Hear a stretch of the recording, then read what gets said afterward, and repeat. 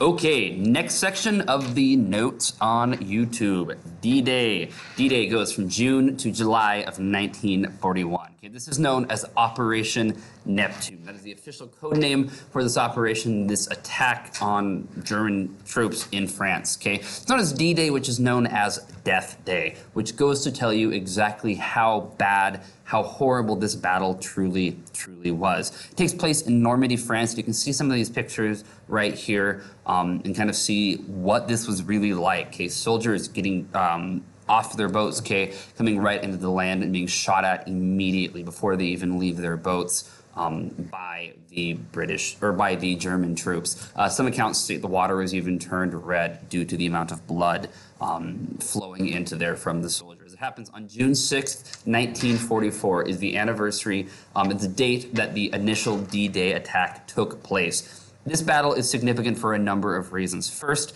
and foremost is this battle is going to be the one that's going to allow for the rapid liberation of Europe. Okay, if it were not for D-Day, the British and American troops would not have been able to go and defeat the Nazis in Western Europe near as fast. Okay, it would have been much more challenging, much more difficult if this battle would not have happened. Additionally, this is the largest seaborne invasion in world history. They really had a number of different troops on the sea, okay, coming across the English Channel into an Nazi-occupied France, becoming the largest invasion, seaborne invasion in world history.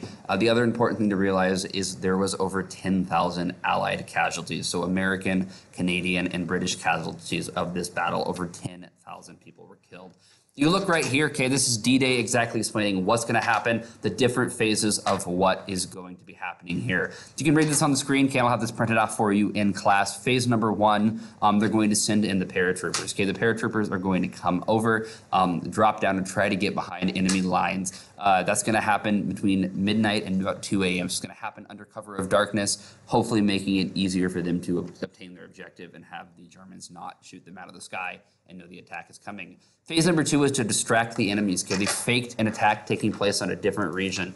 The goal of this was hopefully, if the Nazis see this happen, they think a major invasion is coming. Okay, the Nazis know that there's going to be a major invasion, but if they think it's at one location, they're hopefully, the British are hoping, and the Americans and Canadians, that they're going to take their troops, move them from one location to this other one, allowing for an easier attack. Okay, at 3 a.m., the aerial attack starts coming, where they start dropping bombs on the area, trying to clear the landing zone.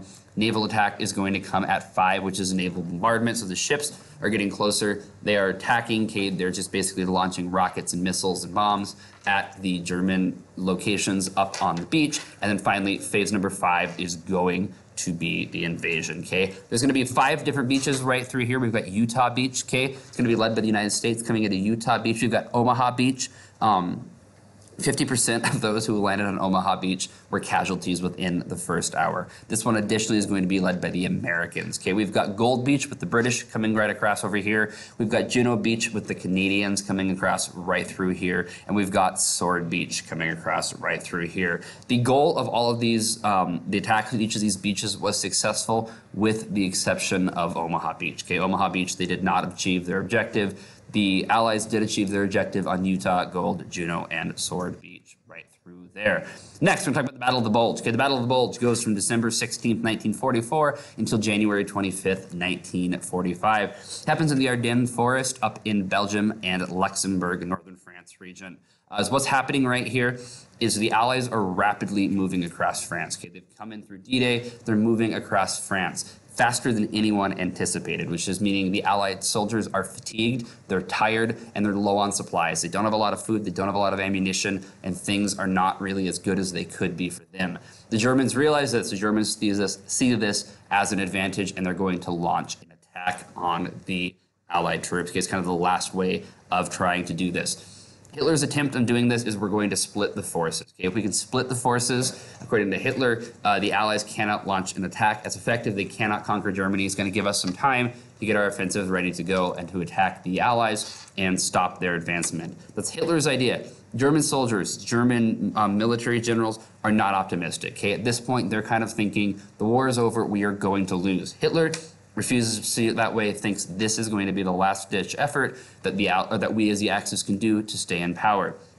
The Allies were incredibly surprised by this attack. They did not think an attack was coming, and they were not really ready for the attack. Remember, they're fatigued and they're low on supplies. When you're tired, you don't make as good of decisions. You're not as ready to fight. You don't have the supplies you need to fight back either. Additionally, it's incredibly foggy at this time period, which means air units are immobile. You cannot use air attacks at this time period to try to break enemy lines to break the attack, okay, which is going to dramatically hurt the Allies. Now, if you look at the map right here, why it's called the Battle of the Bulge, okay, if you can see right there, it's this giant bulge of German land that's going to kind of pop out for a little while into Allied territory before the Allies will eventually go and conquer it. This is the largest battle fought by the United States in the war, which is one of the reasons it is significant. Additionally, the Germans are going to lose the vast majority of their Panthers. Okay, the vast majority of German tanks are going to be lost as a result of the Battle of the Bulge. Next, we're going to go to the Pacific Theater. Okay, we're going to talk about the Iwo Jima. Iwo Jima, one of the most famous photos of the entire war. It goes from February 19th to February 26th, 1945. This is the first attack on the Japanese homeland, which is why it is significant. Okay, it is the American attempt to seize Japanese airfields. The word airfield's kind of blending into the background right through there. But this is the attempt by the Americans to go seize the Japanese airfields, making it harder for them to attack. This is going to be an American victory, a decisive American victory. It's going to be significant for a couple of reasons. Number one, this allows you to capture the Americans to capture Japanese airfields, and number two, it's going to allow the Americans to advance onto the Japanese mainland. The number of casualties from this battle on the American side was very, very high. Became a very deadly battle for a number of people. My great uncle was actually at this battle. When talking to him about this before he passed away a couple years ago, the comment he would make is, "I didn't do anything better than anyone else. I was just a whole lot luckier than everyone else."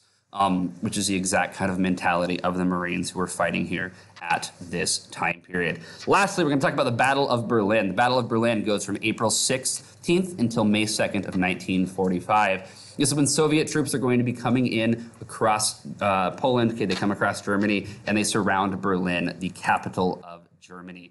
Okay, this is going to bring us to Hitler's tearful rage, which is made famous in the movie Downfall from 2004. The link is right there on the screen. I will link it down below as well, and we'll talk about this in class if you're lucky enough to be in my class.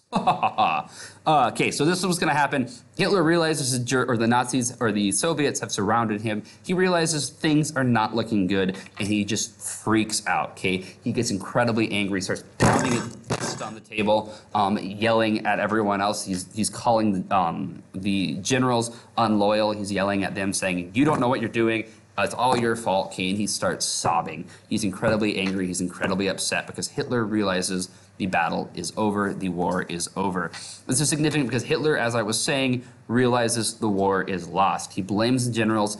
Ultimately, he retreats to his chamber and he commits suicide, killing himself. Hitler does not want to have the same fate that happened to Mussolini happen to him, thus he takes his own life. We'll talk about that in class. There's a link right there as well, which will explain a little bit more what's going on. I'll link that down below. Additionally, this is going to lead to a German surrender, which means the Allies are going to win World War II. That is all for now. Any questions, comment down below. Otherwise, good luck.